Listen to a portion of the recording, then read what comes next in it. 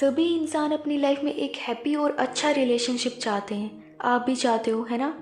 और स्टार्टिंग में सभी को यही लगता है कि सब कुछ बहुत अच्छा है, क्योंकि नया नया होता है तो सब कुछ अच्छा लगता है।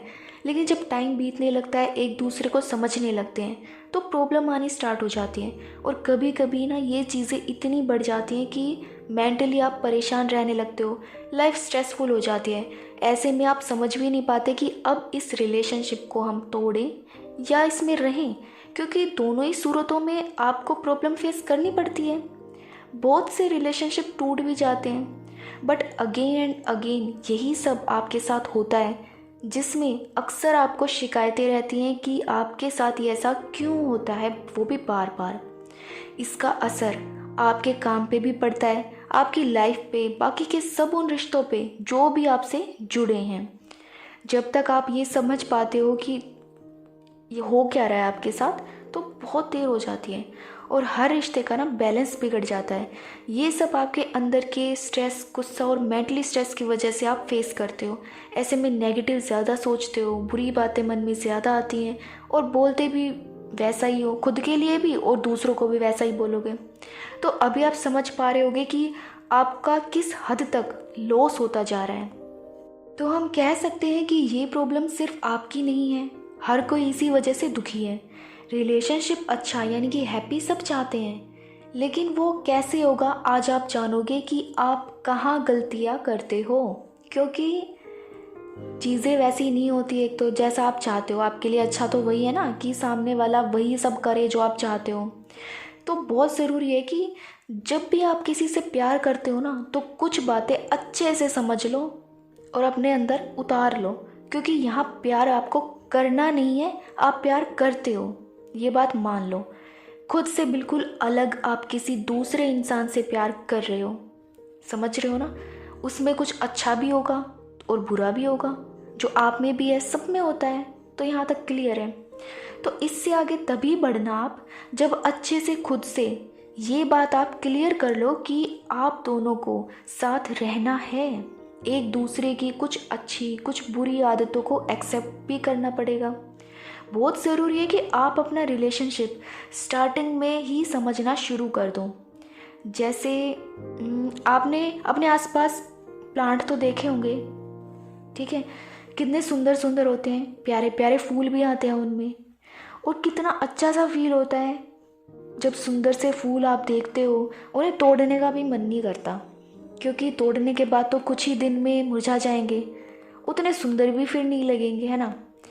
तो आप ये समझो कि आप ना एक छोटा सा पौधा लगाते हो, वो अच्छे से बड़ा हो, सूखे ना। उसके लिए आप क्या करते हो, उसकी ज़रूरत के हिसाब से उसको पानी देते हो, उसको धूप छाँव हवा, आपका टाइम सब कुछ चाहिए, सही।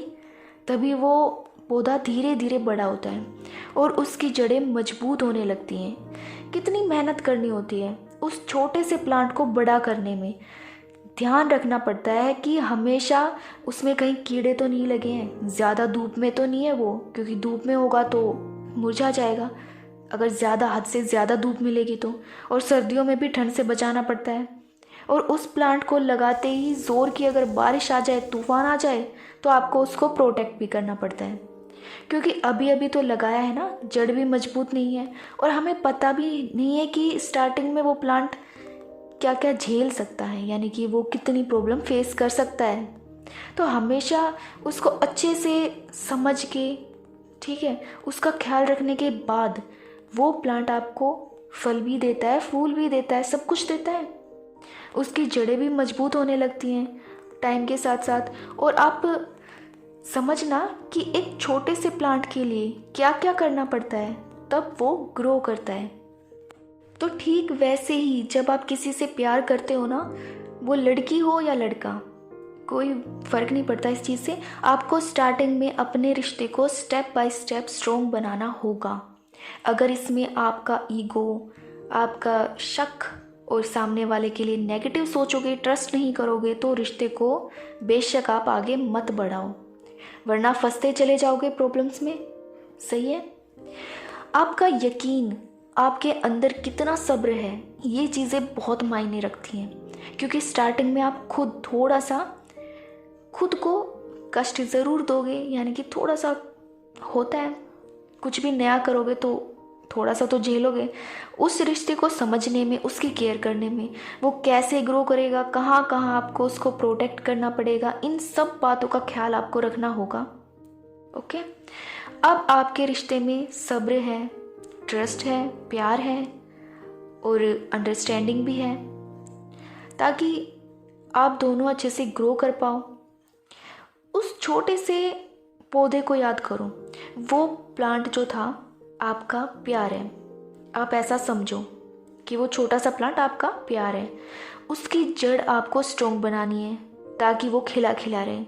अगर स्टार्टिंग में आप अपने रिश्ते को भी ऐसे ही लेके चलोगे, धीरे धीरे उसको आगे लेके जाओगे, लाइफ में जब भी आपके रिश्ते में कोई प्रॉब्लम आएगी, आप उसको फेस कर पाओगे और एक दूसरे से अच्छे से बात करके उसका कोई सॉल्यूशन भी निकाल पाओगे।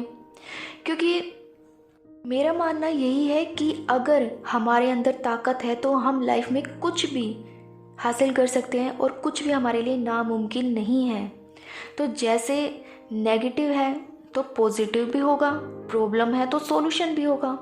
तो टाइम के साथ साथ आपका रिलेशनशिप इतना ग्रो करेगा कि आप खुश भी रहोगे, उसमें फूल भी लगेंगे, फल भी होंगे। तो इसीलिए कभी ये मत करो कि प्यार हुआ, शादी हो गई, बच्चे हो गए, अब हमें कुछ करने की ज़रूरत नहीं है।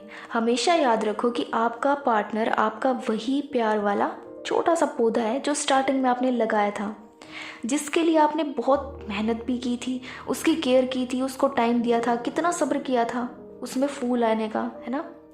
तो सुख दुख तो छोटे मोटे मतलब चलते रहते हैं।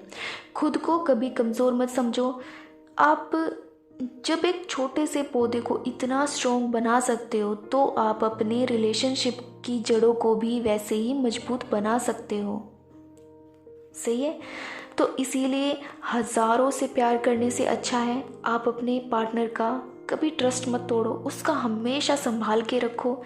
इसमें आप लड़की हो या लड़का फ़र्क नहीं पड़ता, ये दोनों चीज़ें आपको करनी होगी, क्योंकि यहाँ आप किसी और से प्यार कर रहे हो। ठीक है, खुद से प्यार करना एक अलग चीज़ है, खुद के साथ रहना अलग चीज़ है, लेकिन यहाँ हम किसी दूसरे से प्यार करते हैं तो उसमें ये चीज़ हमें करनी ही पड़ेगी, तभी हम खुश रह सकते हैं।